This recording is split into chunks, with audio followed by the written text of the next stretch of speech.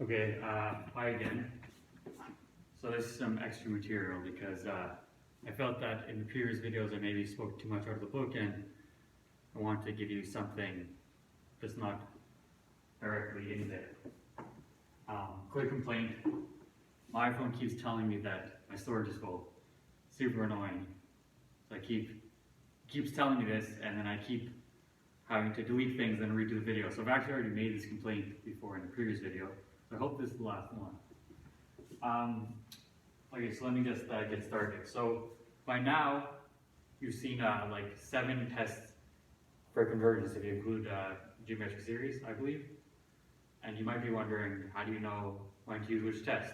So it could be confusing. But like all these methods we have for integration, like substitution by parts, whatever, the best way to figure it out is just do a lot of problems, get a feeling for it.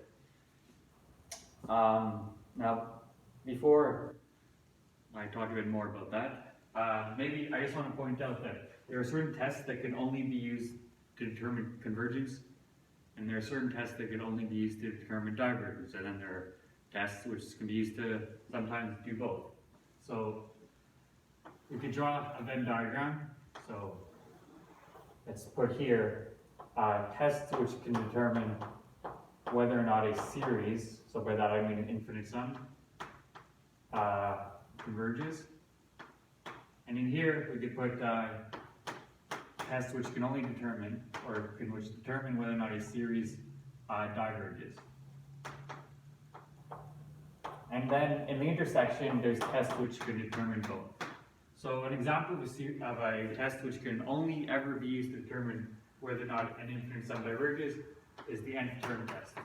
So you look at the nth term and you take the limit as n goes to infinity and you check if it's 0. If it's not 0, this series definitely diverges. But this test can never be used to determine if a series converges. Now, what about convergence? So a test which can only be used to determine if a series converges is the absolute convergence test. So you take the absolute value of the sequence, you sum it. If that series converges, then so does the original series. This test cannot be used to determine divergence. Now a test which is in the intersection, so a test which can do both, is the ratio test. So sometimes this can tell you if a series diverges, sometimes it can tell you if a series converges. So maybe you should pause the video at this point and just finish filling in the Venn diagram. So put all the tests I think there are 7, and so maybe this will help you internalize the fact that the nth term test could not ever determine convergence. So maybe pause right there and do that. Okay, welcome back. Now let me talk about maybe help you get a bit of intuition behind when you could use what test. So what test is useful. So suppose you have a series, the infinite sum from n equals 0 to infinity of an. So how do you know what test to use? Well, sometimes you can't use any, but often in problems you're going to get to, there is a test you could use. Sometimes there's more than one, and sometimes you might have to use more than one test at a time. Like in the previous video, we had to use both the absolute value test and the convergence test. So suppose you have a series, you look at the terms an, so maybe they're positive, maybe they're not positive. So if they're not positive right away, there's a few tests you can think about. So one is test you should always maybe think about first is the nth term test. Check if the sequence goes to 0 and goes to infinity. Next, what you could do, if the terms are non-positive, you could think about the absolute convergence test. You could try to use this. If it works, then you're done. Maybe it doesn't work though. So an example where it doesn't work is this series. So you should try it out on this. You'll see that the absolute convergence test doesn't work, but the alternating series test does work. So this is maybe the next thing you could think about, or maybe you could think about alternating series first. If the series you're given looks like it's in this form, so if it's like if you can see immediately that it's -1 to the power of n times an, where the an's are all positive, then you should think about the alternating series test. So what else? What about ratio test? So when is that useful?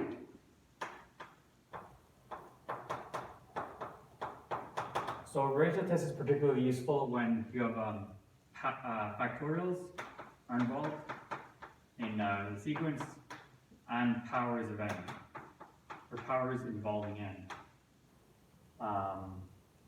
So where like the exponent is n. So what I mean by this is like, for example, factorial. Well, you know what a factorial is, like n factorial, and then a power involving n would be like 2 to the n or something. The reason that is because these two types of sequences behave very nicely with respect to division. So remember, for the ratio test, we have to consider this ratio, an plus 1 over an. Right? Now, factorials, you know, n plus 1 factorial divided by n factorial is just n plus 1. So it's very simple, so it's very easy to compute. And like 2 to the n plus 1 over 2 to the n is just 2. So again, very simple. So when there's factorials involved, or when there's only factorials and powers where the exponent is n, for example, or things like this, ratio test is useful.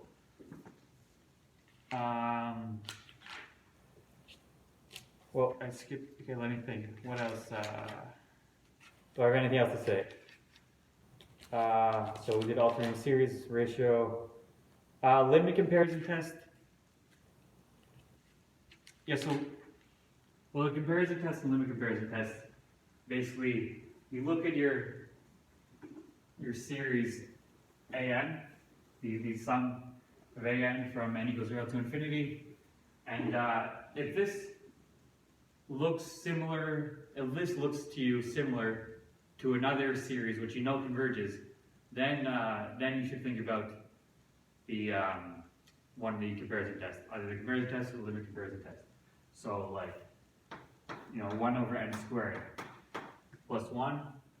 This is pretty similar to 1 over n squared. So you should think when you see this comparison test or limit comparison test.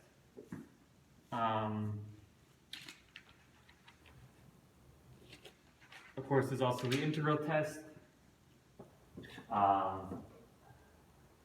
You know, maybe it's obvious to you that can be used, but really, you just have to do a lot of problems and figure it like that. I don't know.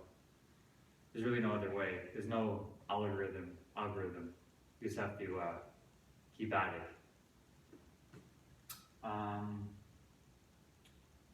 Yeah, so that's about all I have to say. I do have one exercise I would recommend.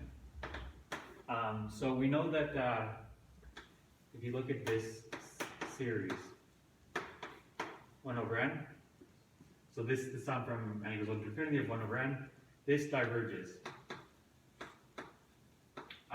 But it's not so obvious that it diverges really. You have to use like the integral test, or there's other ways, so that's one way of doing it. So an exercise I have for you is that try to find a simpler series for which the n term test fails. So try to find a series A, so sum from n equals 1 to infinity of an which diverges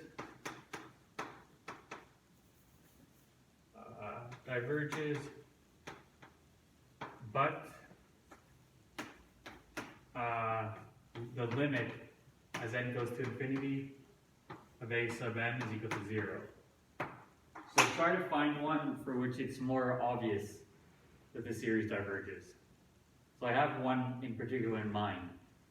I think it may be literally the simplest one, which works. But maybe you could find one or find the same one or another one, but I think it's worth thinking about. I think it's a good exercise. But anyway, that's all I have to say for now. Thank you.